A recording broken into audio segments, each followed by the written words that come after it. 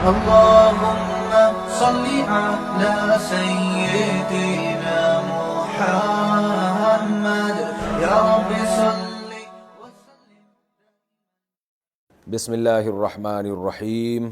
آج انشاءاللہ میں آپ کے سامنے سورہ توبہ کا رکوع نمبر 6 اور 10ویں پارے کا رکوع نمبر 12 شروع کروں گا. حسب معمول اس رکوع کا لفظی ترجمہ مختصر گرامر کے ساتھ، پھر انشاءاللہ اس کی تفسیر ہوگی. اعوذ باللہ من الشیطان الرجیم. بسم اللہ الرحمن الرحیم.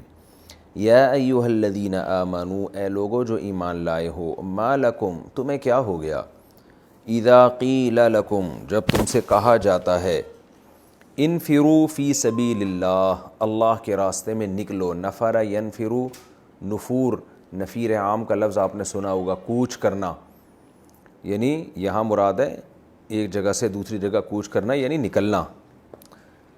جب تم سے کہا جاتا ہے کہ اللہ کے راستے میں نکلو، اثاقلتم الی الارض، اصل میں تھا تثاقلتم، تضاربتم کی طرح، یہ ثقل سے نکلا ہے. ثقل بوجھ کو کہتے ہیں ثقیل چیز ہے، بھاری چیز ہے. کشش ثقل کا نام آپ نے سنا ہوگا، گریویٹی کو بولتے ہیں، بوجھ کی وجہ سے جو ہم زمین کی طرف جاتے ہیں. تو تثاقلتم اسی سے باب تفاعل ہے، تضاربتم، تو تثاقلتم کو پڑھا جاتا ہے اثاقلتم. اثاقلتم الی الارض، اے ایمان والو تمہیں کیا ہو گیا کہ جب تمہیں کہا جاتا ہے اللہ کے راستے میں نکلو تو تم زمین کی طرف بوجھل ہو جاتے ہو، زمین کی طرف بھاری ہوتے چلے جاتے ہو. ارضیتم، آ کا معنی کیا، رضیتم تم راضی ہو گئے ہو، بالحیات الدنیا من الآخرہ دنیاوی زندگی پر، من الآخرہ آخرت کے بدلے میں. کیا تم آخرت کو چھوڑ کر اس دنیاوی زندگی پر راضی ہو گئے ہو. فما متاع الحیات الدنیا، پس نہیں ہے دنیاوی زندگی کا سامان، فی الآخرتی یعنی فی مقابلۃ الآخرتی آخرت کے مقابلے میں، الا قلیل مگر بہت تھوڑا. الا تنفروا، الا اصل میں تھا ان لا تنفروا، اگر تم نہیں نکلو گے، یعذبکم عذابا علیما تو وہ تمہیں عذاب دے گا، دردناک عذاب. ویستبدل قوما غیرکم، اور تبدیل کر دے گا ایک ایسی قوم کو جو تمہارے علاوہ ہوگی، دوسری قوم کو لے آئے گا. ولا تضروہ شیئا، اور تم نقصان نہیں پہنچا سکو گے اس اللہ کو شیئا ذرا بھی. واللہ علی کل شیء قدیر، اور اللہ ہر چیز پر قدرت رکھتا ہے. الا تنصروہ، اگر تم محمد صلی اللہ علیہ وسلم کی یعنی سے مراد نبی کی مدد نہیں کرو گے، فقد نصرہ اللہ تو تحقیق اللہ ان کی مدد کر چکا ہے. اذ اخرجہ الذین کفروا، اس وقت جب نکالا انہیں یعنی محمد صلی اللہ علیہ وسلم کو کافروں نے، ثانی اثنین جبکہ وہ دو میں کے دوسرے تھے. اثنینی کا مطلب دو، ثانی کا معنی دوسرا. اثنینی دو میں کے دوسرے تھے وہ. اذ ہما فی الغار جب وہ دونوں غار میں تھے. اذ یقول لصاحبہ جب وہ اپنے ساتھی سے، اپنے دوست سے، اپنے ہم سفر سے کہہ رہے تھے، لا تحزن غم نہ کر، حزن نہ کر، ان اللہ معنا بے شک اللہ ہمارے ساتھ ہے. فانزل اللہ سکینتہ علیہ پس اللہ نے سکینت نازل کی ان پر یعنی محمد صلی اللہ علیہ وسلم پر. وَأَيَّدَهُ بِجُنُودٍ اور محمد صلی اللہ علیہ وسلم کو طاقت دی ایسے لشکروں کے ساتھ، لم تروہا جو تم نے دیکھے نہیں تھے. وَجَعَلَ كَلِمَةَ الَّذِينَ كَفَرُوا السُّفْلَى اور بنا دیا ان لوگوں کے کلمے کو. سفلا اسفل کی مؤنث ہے، کیونکہ کلمہ بھی مؤنث ہے اس لیے اسفل کی مؤنث استعمال ہوئی. اسفل کہتے ہیں پست کو، سفلا اس کی مؤنث ہے. پست یعنی اسفل، ایک ہوتا ہے اعلیٰ، اس کے اپوزٹ ہے اسفل، کمپیریٹیو ہے نا دوسرے کے مقابلے میں اسفل. اور کافروں کی بات کو اس نے نیچا کر دیا. کافروں کی کلمے کا مطلب کافروں کی بات کو اس اللہ نے نیچے کر دیا. وَكَلِمَةُ اللَّهِ هِيَ الْعُلْيَا اور اللہ کا کلام وہی بلند ہے. اعلیٰ کی مؤنث علیا. واللہ عزیز حکیم اللہ زبردست غالب اور حکمت والا ہے. انفروا نکلو، خفافاً ہلکے ہو، وثقالا اور بوجھل ہو. خفاف خفیف کی جمع، خفیف ہلکا، خفاف اس کی جمع ثقیل بوجھل، ثقال اس کی جمع. ہلکے ہو یا بوجھل ہو نکلو. وجاہدوا باموالکم وانفسکم فی سبیل اللہ، اور اپنے جان اور مال کے ساتھ اللہ کے راستے میں جہاد کرو. ذالکم خیر لکم، یہ تمہارے لیے بہتر ہے.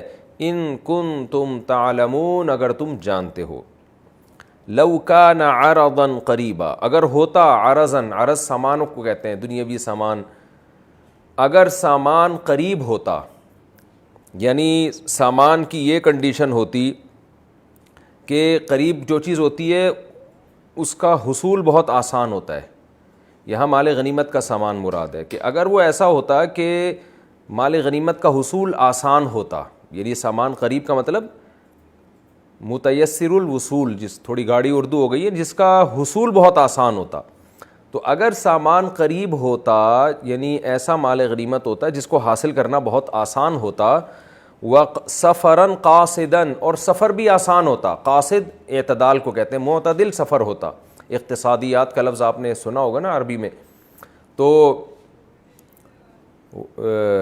یعنی اعتدال آسان سفر ہوتا ہے، اس کا ہم یوں ترجمہ کریں گے لَاتَّبَعُوكَ، تو یہ ضرور آپ کی اتباع کرتے. اصل میں تھا اتبعوک، لام تاکید کے لیے لگ گیا، الف سائلنٹ ہو گیا.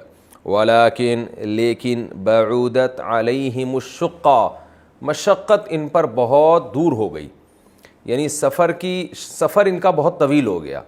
بعودہ یبعدو، اس کا معنی ہوتا ہے بعود علیہم کا معنی کسی پر کوئی بات شاق گزرنا، مشکل گزرنا، اور سفر کا لمبا ہونا بھی اسی میں آتا ہے کہ وہ بھی بہت شاق ہوتا ہے. تو شقہ مشقت سے نکلا ہے، مشقت ان پر بہت سخت ہو گئی، یعنی یہ اصل میں بتایا جا رہا ہے کہ سفر بہت طویل ہو گیا. تو اس طویل سفر کو بعودت علیہم الشقہ سے تعبیر کیا جا رہا ہے. وَسَيَحْلِفُونَ بِاللَّهِ، اور یہ عن قریب قسم اٹھائیں گے اللہ تعالیٰ کی. لو استطعنا، کہ اگر ہم استطاعت رکھتے، لخرجنا معکم، تو ہم نکلتے آپ کے ساتھ. یہلکون انفسہم، یہ اپنی جانوں کو ہلاک کر رہے ہیں. واللہ یعلم، اللہ جانتا ہے. انہم لکاذبون، کہ یہ لوگ جھوٹ بول رہے ہیں. یہ جناب اس رکوع کا لفظی ترجمہ ہو گیا مختصر گرامر کے ساتھ. اب میں انشاءاللہ اس کی تفسیر کی طرف آتا ہوں.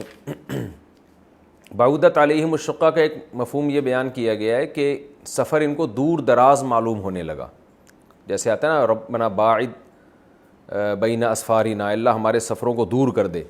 تو بعودت علیہم الشقہ کا آسان ترجمہ کیا ہوگا؟ سفر ان کو دور معلوم ہونے لگا.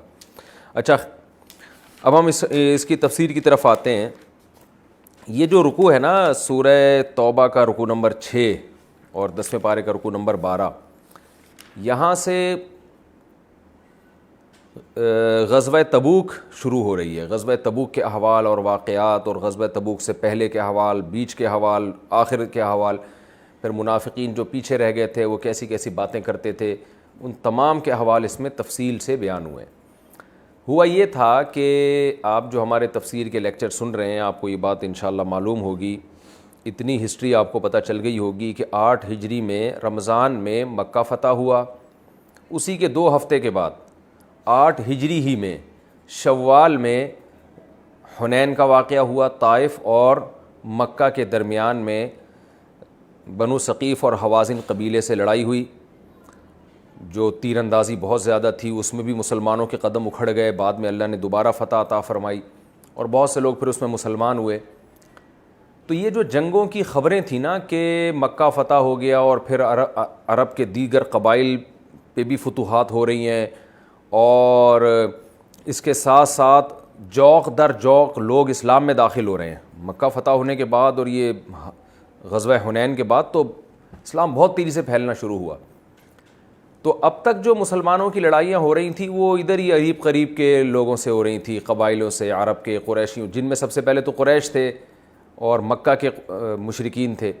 یہ لوگ جب اسلام کی تلوار کے نیچے آنا شروع ہو گئے تو اب کیا ہوا ہے کہ جو عالمی طاقتیں تھیں ان میں کھلبلی مچنا شروع ہو گئی کہ بھائی یہ عرب کے بدو جو صدیوں سے جن پر کوئی حکومت کرنا پسند نہیں کرتا تھا, جو کوئی ایک امیر اور خلیفہ کے تحت کبھی رہ نہیں پاتے تھے, امیر کی اطاعت نہیں تھی ان میں, اور آپس کی چھوٹی چھوٹی چیزوں پہ لڑائیاں ان کی ختم نہیں ہوتی تھیں. تو آہستہ آہستہ اب کیا ہوا کہ بڑی جو طاقتیں تھیں اس وقت, بہت بڑی طاقت تھی رومیوں کی, وہی روم جس کو آج بھی روم کہا جاتا ہے. ہرقل اس کا بادشاہ تھا. تو اور صدیوں سے ان کی بہت بڑی ریاست قائم تھی, اور ان رومیوں سے غزوہ موتا میں ایک مسلمانوں کی لڑائی بھی ہو چکی تھی جس میں رومیوں کو مسلمانوں نے بھگا دیا تھا, جس میں حضرت خالد بن ولید رضی اللہ تعالیٰ عنہ کو آخر میں امیر بنایا گیا تھا. اسی جنگ میں جعفر طیار رضی اللہ عنہ شہید ہوئے, نبی کے چچا زاد بھائی زید بن حارثہ شہید ہوئے. تو 3000 کے لشکر نے دفاع کیا اور بالآخر وہ جو رومیوں کی ایک بہت بڑی طاقت تھی اس کو پسپا کر دیا. یہ لڑائی تو مدینہ منورہ میں پہلے ہو چکی تھی. اس سے رومیوں کے دل میں ایک بات بیٹھ گئی کہ بھئی یہ عرب جو ہے نا یہ اٹھ رہے ہیں آہستہ آہستہ, لیکن وہ یہ سوچ بھی نہیں سکتے تھے کہ یہ لوگ مکہ فتح کر لیں گے اور اس طرح سے لوگ اسلام میں داخل ہوں گے. بہرحال جی یہ خبریں جانا شروع ہوئیں, اور جو اس وقت رومی سلطنت تھی, رومی طاقت تھی, بہت بڑے ایریے پر وہ قائم تھی. عیسائیوں کی بادشاہت, آپ عیسائیوں کی خلافت جسے کہہ سکتے ہیں. تو شام کی جو سرزمین ہے, شام کی سرزمین, یہ خوب سمجھ لیں اس زمانے کا شام بہت بڑا تھا. یعنی آج والا شام تو ہے ہی اس میں, اس کے علاوہ بھی بہت سارے ایریاز اس میں شامل تھے. تو شام میں جن قبائل کی حکومت تھی وہ حکومت بھی رومیوں کے ماتحت ہوتی تھی.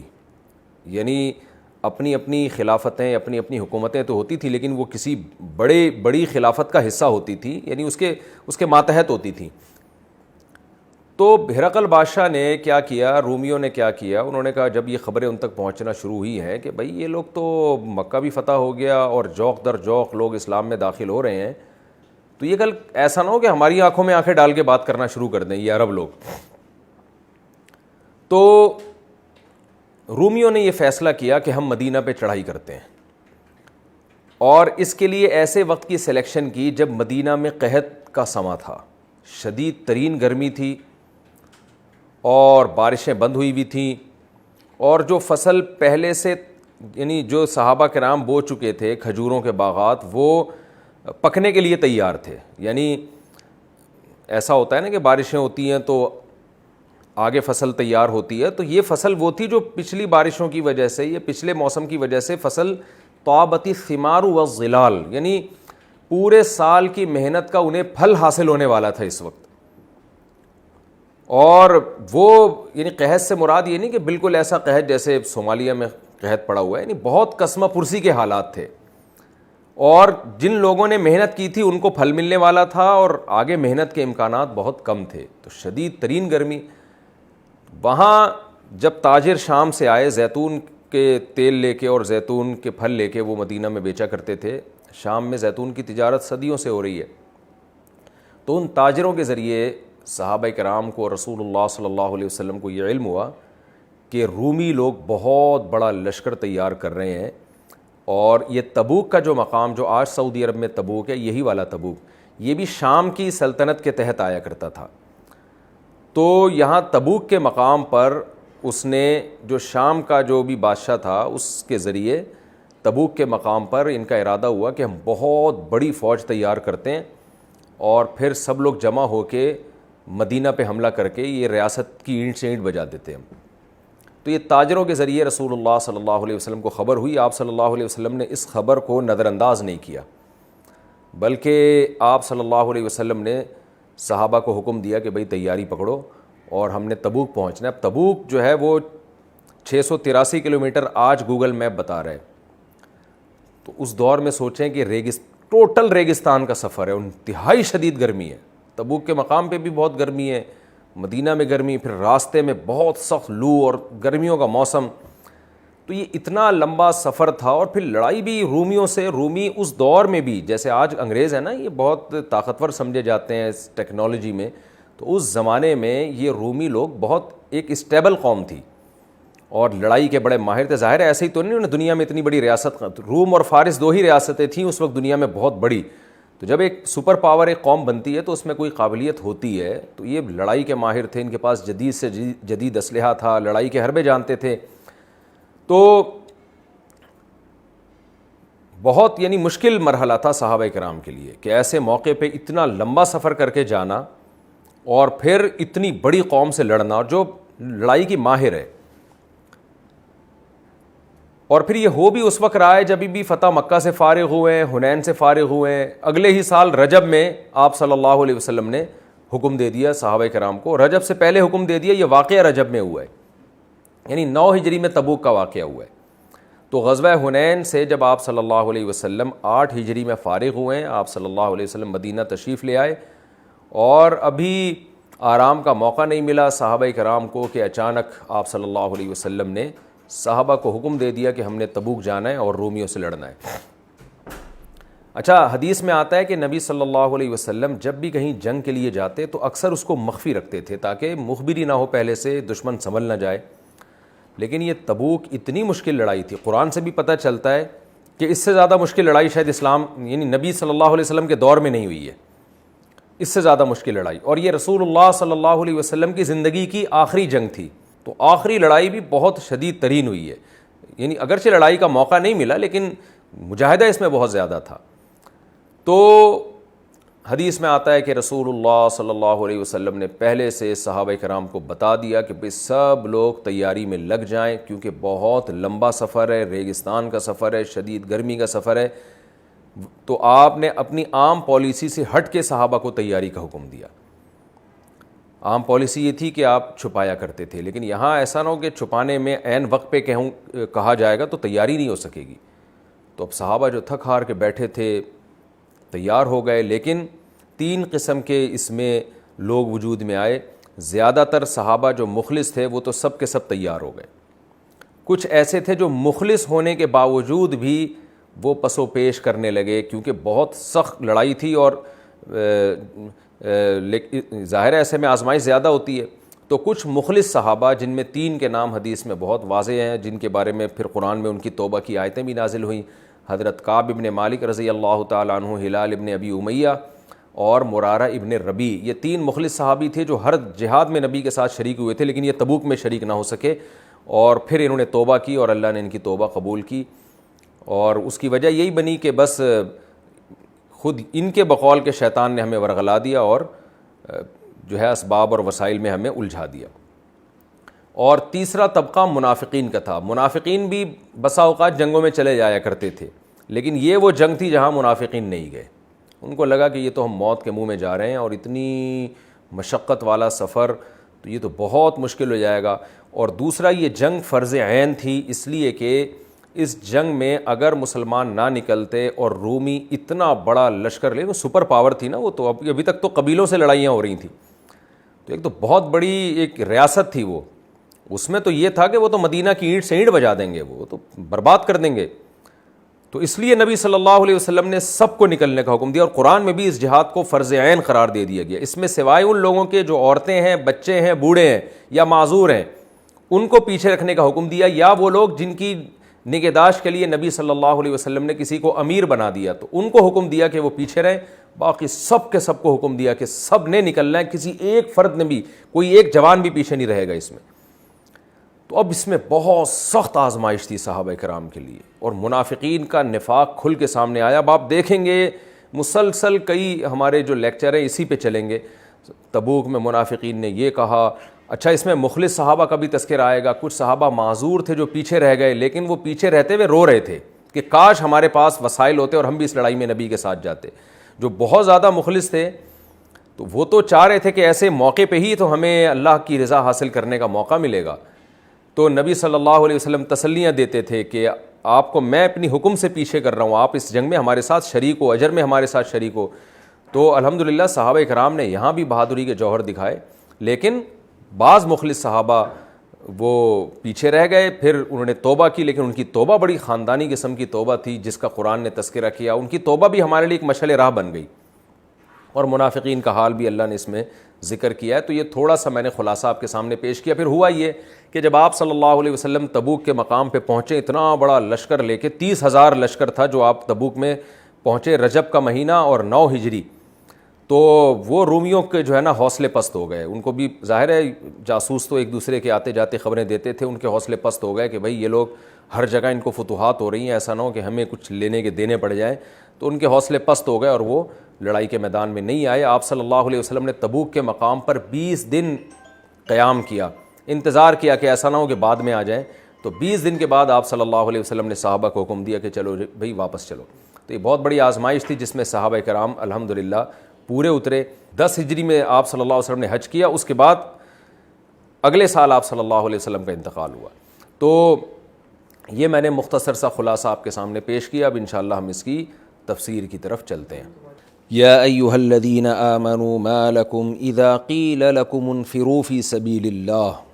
میں نے جیسے عرض کیا تھا کہ یہ لڑائی آسان نہیں، غزوہ تبوک کی جو لڑائی تھی یہ آسان نہیں تھی. تو جب رسول اللہ صلی اللہ علیہ وسلم نے اعلان کیا کہ چلو بھئی تبوک کی طرف نکلنا ہے سب نے، تو بعض حضرات بہت ان پہ یہ حکم شاق گزرا.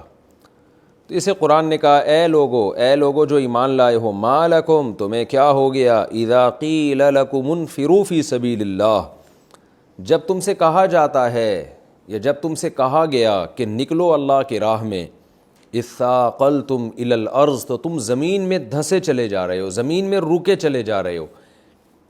یہ سب لوگ ایسے نہیں تھے، لیکن آپ کو پتہ ہے اتنے عرصے سے آپ تفسیر سن رہے ہیں، قرآن کی عادت ہے کہ بعض لوگ بھی ایسا کر رہے ہو تو قرآن خطاب سبھی کو کرتا ہے. ارضیتم بالحیات الدنیا من الآخرہ، کیا تم آخرت کو چھوڑ کر دنیاوی زندگی پر راضی ہو گئے ہو. فما متاع الحیات الدنیا فی الآخرۃ الا قلیل، تو خوب سمجھ لو دنیاوی زندگی آخرت کے مقابلے میں نہیں ہے مگر بہت تھوڑی.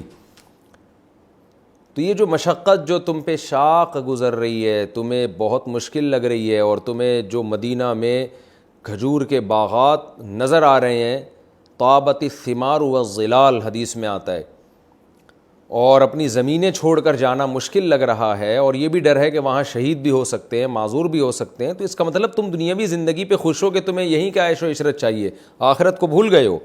تو خوب سمجھ لو دنیاوی زندگی آخرت کے مقابلے میں نہیں ہے مگر بہت تھوڑی. الا تنفروا، اگر تم نہیں نکلو گے، یعذبکم عذابا علیما، اللہ تمہیں دردناک عذاب دے گا. یہ جب جہاد فرض عین ہوتا ہے، امیر کی طرف سے حکم ہو کہ سب نے نکلنا ہے، تو فقہا کا اس پر اتفاق ہے کہ پھر اگر نہ نکلیں تو یہ کبیرہ گناہ ہے. دیکھیں بار بار میں بتا چکا ہوں نا، جہاد 2 قسم کا، ایک فرض کفایہ، ایک فرض عین. فرض کفایہ یہ ہوتا ہے کہ اتنے لوگ نکل جائیں جو سب کی طرف سے کافی ہوں، یعنی بہت بڑے لشکر کی ضرورت ہی نہیں ہے. جیسے نارملی حالات میں جب بارڈر پہ لڑائی ہوتی ہے تو آرمی کافی ہو جاتی ہے، تو اس میں جو آرمی کے جوان ہوں گے ان پہ تو جہاد فرض عین ہوگا، پوری عوام کے جوانوں پہ فرض عین نہیں ہوگا. لیکن اگر حکومت یہ سمجھتی ہے، کسی اسلامی ریاست کی گورنمنٹ یہ سمجھتی ہے کہ ہماری فوج کافی نہیں ہو سکے گی اور وہ پسپا ہو سکتی ہے، تو ہمارے جوانوں کو سب کو نکلنا ہے، تو ایسے موقع پہ امیر اگر آرڈر کرے کہ سب نے نکلنا ہے تو سب پہ فرض عین ہو جاتا ہے. تو فرض کفایہ اس صورت میں ہے جب چند لوگ لڑیں اور وہ سب کی طرف سے کافی ہو جائیں، اور فرض عین اس صورت میں ہے کہ چند لوگوں کا لڑنا کافی نہ ہو رہا ہو. تو ایسی صورت میں امیر اعلان کرے گا اور ہر ایک پر فرض ہوتا چلا جائے گا. اور ایسی صورت میں فقہا نے بیان کیا ہے کہ اگر وہ جوان بھی کافی نہ ہو رہے ہوں تو پھر عورت پر بھی جہاد فرض ہو جائے گا. ویسے تو نارملی عورت پہ جہاد فرض نہیں ہے، لیکن اگر مسلمانوں کی نفری کم ہو گئی اور یہ خطرہ ہے کہ یہ جو اس مسلمانوں کے جوان ہیں یہ بھی کم پڑ رہے ہیں، تو پھر عورت پر بھی لازم ہوگا کہ وہ میدان جہاد میں نکلے. تو جیسے جیسے حکم سخت ہوتا چلا جائے گا ایسے ایسے ہی اس کے حکام تبدیل ہوتے چلے جائیں گے. تو ایسی صورت میں اگر آپ نہیں نکلتے تو قرآن کہتا ہے میں تمہیں دردناک عذاب دوں گا، کیونکہ ایسی صورت میں جہاد میں نہ نکلنا یہ گناہ کبیرہ ہے. تو تبوک میں ایسا ہی ہوا تھا. رومی ایک سپر پاور تھی، اتنی بڑی پاور جب حملہ کرنے کے لیے مدینہ میں آ رہی ہے تو نبی صلی اللہ علیہ وسلم نے حکم دیا بھئی سارے جوانوں کو نکلنا ہے اور کسی کو بھی پیچھے بیٹھنے کی اجازت نہیں ہے، کیونکہ اگر افرادی قوت ہماری کم پڑ گئی تو ہمیں شکست ہو سکتی ہے. اس لیے قرآن نے کہا اگر نہیں نکلو گے تمہیں اللہ دردناک عذاب دے گا. وَيَسْتَبْدِلْ قَوْمًا غَيْرَكُمْ، اور کیا اسلام دنیا سے ختم ہو جائے گا؟ نا نا نا نا نا، قرآن کہہ رہے ہیں اسلام کو میں ختم نہیں ہونے دوں گا، بلکہ میں کیا کروں گا؟ وَيَسْتَبْدِلْ قَوْمًا غَيْرَكُمْ، تمہارے علاوہ دوسری قوم لے آؤں گا میں. جو نبی صلی اللہ علیہ وسلم کا ساتھ دے گی اور وہ پھر میدان جنگ میں لڑے گی. یعنی نبی کی مدد تو بہرحال ہوگی, اسلام بہرحال غالب آ کے رہے گا, لیکن تمہیں دنیا میں اس کی سزا بھگتنی پڑے گی. وَلَا تَضُرُّوهُ شَيْئًا, اور پھر اللہ کو تم کوئی نقصان بھی نہیں پہنچا سکو گے. تم یہ بھی نہیں کہو گے کہ بھئی ہم نے آج تک اتنی قربانی دی, اب اللہ ہمیں سزا کیوں دے رہا ہے, تو اللہ کا کچھ نہیں بگاڑ سکو گے تم. یہ بہت سخت تاکید تھی, یعنی اس سے آپ اندازہ لگائیں کہ کیسا فرض عین ہوا تھا اس وقت جہاد. واللہ علی کل شیء قدیر, اور اللہ تعالیٰ ہر چیز پر قدرت رکھتا ہے. الا تنصروه فقد نصره اللہ اذ اخرجہ الذین کفروا. آگے قرآن کہہ رہا ہے کہ اللہ کو تمہاری ضرورت نہیں ہے اسلام کے لیے. یہ ہو سکتا ہے نا کسی کے دل میں شیطان یہ وسوسہ ڈالے کہ اللہ ہمیں اتنا حکم دے رہا ہے نکلنے کے لیے, نکلو نکلو, تو اس کا مطلب معاذ اللہ ہمارا محتاج ہے, تو تبھی گویا ہمارے سامنے درخواستیں کر رہا ہے کہ نکلو. تو اللہ کہتے ہیں ایسا نہیں ہے, میں تمہارا محتاج نہیں ہوں. میں جب اسباب اور وسائل نہیں تھے تب بھی میں نے محمد صلی اللہ علیہ وسلم کی مدد کی تھی. اس وقت کو یاد کرو. الا تنصروہ, اگر تم محمد صلی اللہ علیہ وسلم کی مدد نہیں کرو گے, فقد نصرہ اللہ اذ اخرجہ الذین کفروا, تو تحقیق اللہ نے اس وقت بھی محمد صلی اللہ علیہ وسلم کی مدد کی تھی جب کافروں نے ان کو نکال دیا تھا, یعنی مکہ سے نکال دیا تھا مدینہ کی طرف, مدینہ کی طرف نکال دیا. ثانی اثنین, جب وہ دو میں کے دوسرے تھے, یعنی ایک حضرت ابو بکر تھے اور ایک محمد صلی اللہ علیہ وسلم تھے, صرف دو لوگ تھے وہ, اور ان میں ایک ابو بکر اور ایک دوسرے نبی صلی اللہ علیہ وسلم تھے, یعنی بالکل قسمہ پرسی کی حالت میں تھے. اذ ہما فی الغار, جب دونوں غار میں چھپے ہوئے تھے.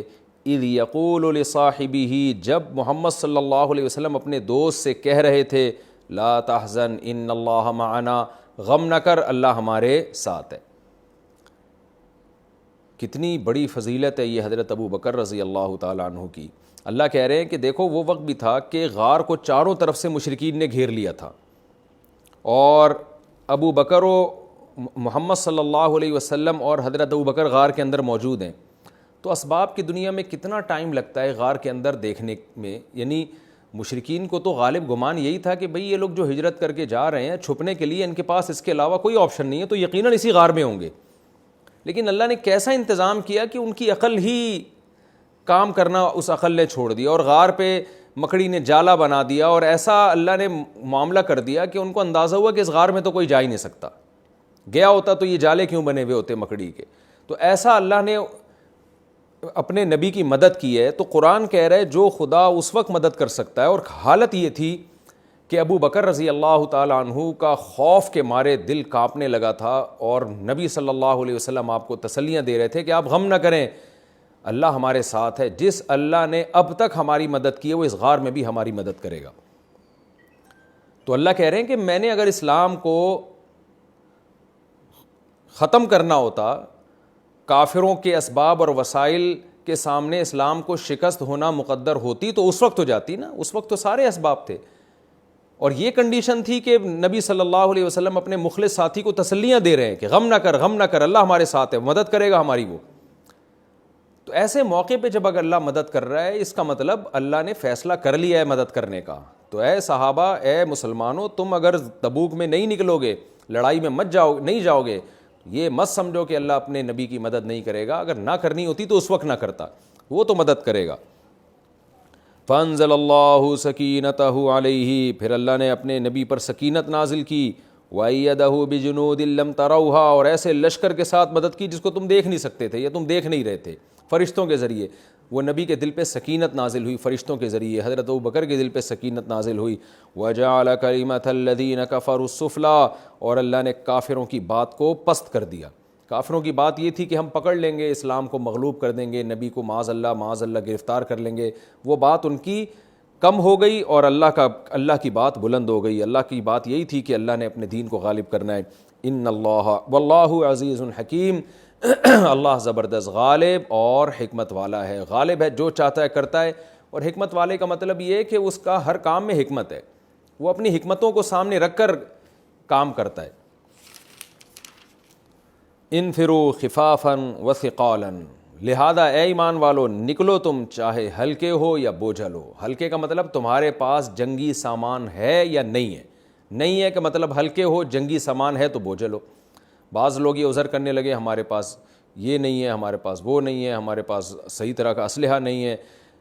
بعض نے کہا ہمارے پاس سواری نہیں ہے، تو آپ صلی اللہ علیہ وسلم نے باریاں لگا دیں، بھئی ایک سواری 2 آدمی استعمال کریں گے، کچھ دیر وہ سوار ہوں گے، کچھ دیر وہ سوار ہوں گے۔ بس حکم دیا جا رہا تھا کہ جس کے پاس جنگی سامان ہو یا نہ ہو، بہرحال اس کو اللہ کی راہ میں نکلنا پڑے گا۔ البتہ کچھ لوگ ایسے تھے کہ سواریوں کا ان کے لیے باری باری میں بھی انتظام نہیں ہو پا رہا تھا۔ اب ظاہر ہے پیدل تو اتنا لمبا سفر ہو نہیں سکتا تھا، اور ہوتا بھی تو یہ پیچھے رہ جاتے، تو ان کو نبی صلی اللہ علیہ وسلم نے حکم دیا کہ آپ پیچھے رہو۔ خفافاً و ثقالاً، نکلو اللہ کے راستے میں، چاہے ہلکے ہو یا بوجھل ہو، اور اپنے مال اور جان کے ساتھ جہاد کرو۔ یہاں چندہ بھی خوب کیا گیا، کیونکہ اتنے لمبے سفر کے لیے زاد راہ چاہیے تھی، اور علاج کے لیے انتظام چاہیے تھا۔ جو زخمی ہوں گے، جنگ میں جتنی چیزوں کی ضرورت ہوتی ہے تمام چیزیں ریکوائرڈ تھیں، تو سب چیزوں کے لیے صحابہ کو حکم دیا گیا کہ وہ اپنا مال لے کر آئیں، اور اس کا تذکرہ بھی انشاءاللہ ان صورتوں میں آتا رہے گا، کس کس نے کیا کیا کیا۔ بعض صحابی کے پاس کچھ بھی نہیں تھا، وہ ایک رسی لے کر آ گئے، منافقین نے ان کا مذاق اڑایا، تو ان منافقین کی برائی میں کیسے قرآن کی آیتیں نازل ہوئی، ذالکم خیر لکم ان کنتم تعلمون، اگر تم جانتے ہو تو یہ تمہارے لیے بہتر ہے۔ لو کان عرضا قریبا وسفرا قاصدا لاتبعوک، اے نبی اگر سامان قابل وصول ہوتا، یعنی مال غنیمت آسانی سے ملنے کی امید ہوتی، اور سفر بھی قریبی ہوتا، تو یہ آپ کی اتباع کرتے، لیکن بعودت علیہم الشقہ، سفر ان پر بہت طویل ہو گیا ہے، اس لیے آپ کو فالو نہیں کرنے۔ تو یہ خوب سمجھ لیں، اس سے سارے صحابہ مراد نہیں ہے، میں بار بار کہتا ہوں قرآن نسبت سب کی طرف کرتا ہے، یہ قرآن کی عادت ہے، تو مراد چند لوگ ہوتے ہیں، اس میں منافقین داخل ہیں اور چند مخلص صحابہ، ان کے بارے میں، کیونکہ اکثر صحابہ تو صحیح بخاری صحیح مسلم کی حدیث سے پتہ چلتا ہے کہ اکثر صحابہ تو اس میں بھی شوق و رغبت کے ساتھ نبی صلی اللہ علیہ وسلم کے ساتھ شریک ہوئے۔ اور پھر خوب سمجھ لیں کہ قرآن یا ایھا الذین آمنوا سے جب خطاب کرتا ہے تو اس میں منافقین بھی بسا اوقات داخل ہوتے ہیں، اس لیے کہ قرآن کا مطلب یہ ہوتا ہے کہ اے لوگوں جو ایمان لائے ہو، یعنی جن کا دعویٰ ہے کہ ہم مومن ہیں، قطع نظر اس سے کہ حقیقت میں مومن ہیں یا نہیں ہے، تو اس میں منافقین بھی داخل ہیں۔ قرآن بلکہ اولین مصداق تو منافقین ہیں، کہ قرآن ان کے بارے میں کہہ رہا ہے کہ اگر مال غنیمت کا حصول آسانی سے ممکن ہوتا اور سفر بھی قریبی ہوتا تو یہ آپ کو فالو کرتے، لیکن ان پر سفر طویل ہو گیا، مشقت بڑھ گئی، اس لیے یہ آپ کو فالو نہیں کر رہے۔ وَسَيَحْلِفُونَ بِاللَّهِ، اور جب آپ جنگ سے واپس آئیں گے نا تو عن قریب یہ لوگ قسمیں اٹھا کے کہیں گے، لَوِ اسْتَطَعْنَا، اگر ہم میں استطاعت ہوتی، لَخَرَجْنَا مَعَكُمْ، تو ہم بھی آپ کے ساتھ اس جنگ میں نکلتے۔ ویسے پیچھے رہ گئے، لیکن جب آپ جائیں گے فتح اور نصرت سے ہمکنار ہو کر، تو پھر یہ بہانے بنائیں گے کہ اصل میں یہ ہو گیا تھا، اصل میں یہ ہو گیا تھا۔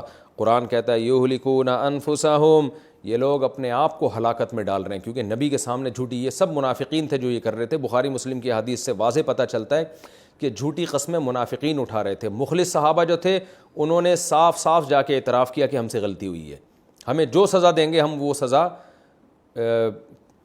وہ سزا بھگتنے کے لیے ہم تیار ہیں۔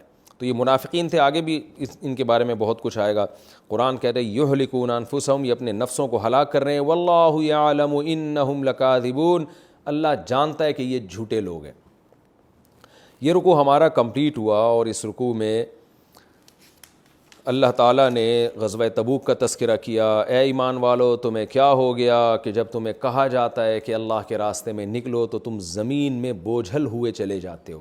آج بھی جب جہاد فرض ہوگا اور مسلمانوں پر کوئی ایسی حالت آئے گی کہ جس میں لڑنا فرض ہو جائے گا، دیکھیں جہاد فرض عین، یہ جو میں نے پوری ڈیٹیل بتائی ہے نا آپ کو کہ جہاد فرض عین کب ہوتا ہے، یہ ڈیٹیل اس وقت ہے جب عوام کے بارے میں، کہ عوام پر کب فرض عین ہوتا ہے، لیکن جو لڑنے والے فوجی ہیں، جو بنائے ہی لڑائی کے لیے گئے ہیں، کسی ریاست نے ان کی تشکیل ہی لڑائی کے لیے کی ہے، ان پر جیسے ہی جنگ ہو ان میں سے سب پر جہاد فرض عین ہو جاتا ہے۔ یہ خوب سمجھ لیں، ان پر فرض کفایہ نہیں ہوتا، یہ عوام پر فرض کفایہ ہوتا ہے، فرض کفایہ یا فرض عین۔ اسی طرح علماء نے لکھا ہے کہ جب میدان جنگ میں کوئی پہنچ گیا تو اگرچہ پہلے جہاد فرض کفایہ تھا لیکن میدان جنگ میں پہنچنے کے بعد ہر ایک پر فرض عین ہو جاتا ہے، اس لیے کہ میدان جنگ سے بھاگنے کی بہرحال اجازت نہیں ہے. کوئی یہ نہیں کہہ سکتا کہ یہ فرض کفایہ ہے تو اتنے لوگ ہیں لڑائی کے لیے کافی ہو جائیں گے لہذا میں واپس جا رہا ہوں. نا نا نا نا نا، جو میدان جنگ میں جو پہنچ گیا اس پہ فرض عین ہے. اسی طرح کمانڈر جنگ کا یا امیر، وہ جب کسی کو خاص طور پر آرڈر دے دے تو اگرچہ پہلے فرض کفایہ تھا لیکن اس کے آرڈر کے بعد اس پر بھی فرض عین ہو جائے گا. تو جنگ میں اگر کوئی کمانڈر اپنے ماتحت فوجیوں کو حکم دیتا ہے کہ تم یہ گروپ ہے، یہ جماعت ہے، اس نے وہاں جا کے لڑنا ہے، تو ان میں سے ہر ایک پر فرض عین ہوتا ہے. ان میں سے کسی کا نو کہنا یہ کبیرہ گناہ میں آئے گا. تو ایسے تمام موقع جہاں پر جہاد فرض عین ہو ان کے لیے یہ آیت اللہ نے قیامت تک کے لیے نازل کر دی ہے کہ اگر ایسے موقع پہ جب کمانڈر آپ کو آرڈر دے رہا ہے لڑائی کا، ایسے موقع پہ اگر آپ پیچھے ہوتے ہیں، آپ کہتے ہیں نہیں میرا جانا بڑا مشکل، سفر لمبا ہے، ٹینشن بہت ہے، بھوک پیاس کا خطرہ ہے، شہید ہونے کا ڈر ہے، گرفتار ہونے کا ڈر ہے، تو قرآن کیا کہہ رہا ہے؟ یا ایھا الذین آمنوا، اے لوگو جو ایمان لائے ہو، ما لکم تمہیں کیا ہو گیا، اذا قیل لکم جب تم سے کہا جاتا ہے، یعنی تمہارے امیر کی طرف سے کہا جاتا ہے، حکم دیا جاتا ہے، انفروا فی سبیل اللہ کہ اللہ کے راستے میں نکلو، اثاقلتم الی الارض تو تم زمین میں دھسے چلے جاتے ہو، ارضیتم بالحیات الدنیا من الآخرہ آخرت کو چھوڑ کے اس دنیا پہ راضی ہو گئے. کیا مطلب؟ تمہیں تو خوشی خوشی جانا چاہیے، خوشی خوشی جانا چاہیے کہ اللہ نے ہمیں جنت کمانے کا بہترین موقع دیا. دنیا ہے کتنے دن کی، چند ٹکوں کی اس کی حیثیت نہیں ہے، مسافر خانہ ہے. تو اللہ حیران ہو رہے ہیں کہ تم تو ایمان لانے والے ہو، تمہارا تو جنت اور جہنم پہ یقین ہے، تم تو شہادت کے مراتب اور شہادت کے درجات اور اس کی فضیلت جانتے ہو، تو ارضی تم کیا تم راضی ہو گئے دنیا پہ آخرت کو چھوڑ کر؟ اگر ایسا ہے تو فما متاع الحیات دنیا فی الآخرۃ الا قلیل، خوب سمجھ لو یہ دنیا تمام تر عیاشیوں کے باوجود آخرت کے مقابلے میں بہت تھوڑی ہے. میں کہتا ہوں یہ آیت ہمارے تمام فوجیوں کو، مسلمان فوجیوں کو، مسلمان مجاہدین کو یاد کر لینی چاہیے. اس آیت سے جتنی موٹیویشن ملتی ہے میرا خیال ہے کسی اور آیت سے قرآن کی اتنی موٹیویشن جہاد کی نہیں ملتی. جب آپ کو حکم دیا جائے اللہ کی راہ میں لڑنے کا اور آپ کو بیوی بچے یاد آ رہے ہوں اور آپ کو اپنا گھر یاد آ رہا ہو، آپ کو اپنے ریلیٹیو یاد آ رہے ہوں، آپ کو اپنی جوانی پہ فخر ہو، آپ کو اپنا بزنس یاد آ رہا ہو اور آپ کو عیش و عشرت کی زندگی یاد آ رہی ہو، تو قرآن کیا کہتا ہے کہ تم زمین میں دھس رہے ہو، تمہیں تو دوڑ کے جانا چاہیے. کیا تم دنیا کو چھوڑ کر، آخرت کو چھوڑ کے اسی پہ راضی ہو گئے؟ تو خوب سمجھ لو یہ بہت تھوڑی دنیا ہے، تمہارے پاس آخرت کا بہترین آپشن ہے. تو یہ پہلی علمی نقطے کی بات ہے اس رکوع میں، اس کو خوب اچھی طرح سمجھ لیں، خوب اچھی طرح یاد کر لیں.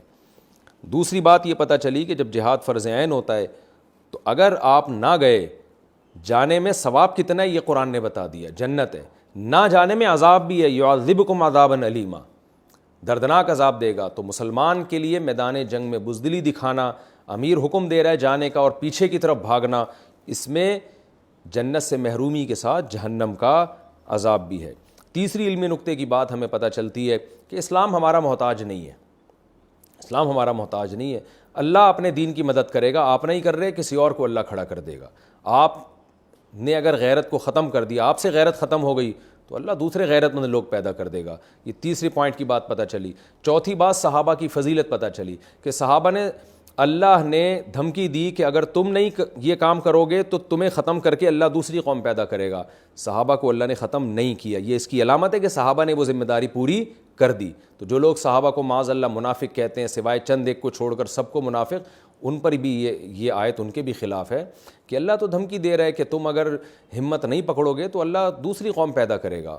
تاریخ گواہ ہے کوئی دوسری قوم پیدا نہیں ہوئی، یہی صحابہ تھے، انہی کے شاگرد، انہی کی اولادوں نے آگے پوری دنیا میں جہاد کیا ہے. تو اس کا مطلب انہوں نے وہ ذمہ داری پوری کی جو ذمہ داری اللہ نے ان کے ذمے لگائی تھی. یہ چوتھی پوائنٹ کی بات ہے. پانچویں بات حضرت ابو بکر رضی اللہ تعالی عنہ کی فضیلت، کہ اللہ کیا کہہ رہا ہے، نبی اور ابو بکر کو پوری امت مسلمہ کے مقابلے میں لا کے اللہ نے کھڑا کر دیا. اللہ پوری امت مسلمہ سے قیامت تک آنے والے مسلمانوں سے خطاب کر رہا ہے کہ اگر تم نبی کی مدد نہیں کرو گے، یعنی اسلام کی مدد نہیں کرو گے، تو اللہ ابو بکر کے ذریعے نبی کی مدد کرا چکا ہے پہلے. ابو بکر اور نبی غار میں تھے، دونوں اکٹھے تھے، اور نبی ابو بکر کو تسلیاں دے رہے تھے اور اللہ نبی کو تسلیاں دے رہا تھا فرشتوں کے ذریعے اور وحی کے ذریعے. تو اس سے حضرت ابو بکر کی کتنی بڑی فضیلت معلوم ہوتی ہے کہ پوری امت ایک طرف ہو جائے. اللہ نے بتا دیا ابو بکر تو اس وقت نبی کے ساتھ تھے, تو ان کے ذریعے اللہ نے مدد کی, فرشتوں کے ذریعے مدد کی, تو اللہ اب بھی اپنے دین کی مدد کرے گا. اسی وجہ سے حضرت عمر رضی اللہ تعالی عنہ کہا کرتے تھے کہ ابو بکر نے جو وہ رات غار میں نبی کے ساتھ گزاری ہے جس کا قرآن تذکرہ کر رہا ہے, اگر میرے پاس یہ آپشن ہو کہ میری ساری نیکیاں ابو بکر لے لیں اور وہ رات مجھے دے دیں تو میں اس پہ راضی ہو جاؤں گا. میری ساری زندگی کا جہاد, نیکیاں اور جو میں نے خدمت کی اور جو اسلام کے لیے قربانیاں دی, ابو بکر مجھ سے ساری نیکیاں لے لیں اور ایک رات جو ابو بکر نے نبی کے ساتھ غار میں گزاری وہ والی رات مجھے دے دیں تو میں اس پہ ایگری ہوں. یعنی اتنی بڑی فضیلت تھی. اور اسی آیت کی روشنی میں چھٹی نقطے کی بات علماء نے لکھا ہے کہ جو ابو بکر رضی اللہ تعالی عنہ کو منافق کہے اور آپ کی صحابیت کا انکار کرے وہ اس آیت کی روشنی میں کافر ہے. اس لیے کافر ہے کہ قرآن ابو بکر کو صاحب کے طور پہ ذکر کر رہا ہے. صاحب کا مطلب یہ صحابی, یعنی ایک مخلص ساتھی کے طور پہ ذکر کر رہا ہے. تو ابو بکر کی صحابیت کا انکار, ایک مخلص صحابی ہونے کا انکار قرآن کی اس آیت کا انکار ہے, کیونکہ قطعی دلیل کے انکار سے انسان کافر ہو جاتا ہے. تو خبر واحد کے انکار سے کافر نہیں ہوتا, لیکن متواتر اور قطعی دلیل کے انکار سے انسان کافر ہوتا ہے. تو ابو بکر رضی اللہ تعالیٰ عنہ کی فضیلت پر یہ آیت نص ہے, کیونکہ پوری امت کا اجماع ہے کہ غار میں نبی کے ساتھ ابو بکر ہی تھے. اس میں دو رائے نہیں, کسی کا بھی اختلاف نہیں ہے اس میں.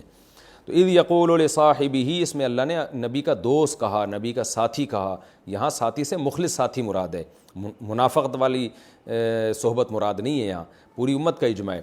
تو اس لیے حضرت ابو بکر کو کوئی منافق کہے یا آپ کی صحابیت کا انکار کرے تو وہ بھی اس آیت کی روشنی میں کافر ہے. یہ ایک علمی نقطے کی بات ہو گئی.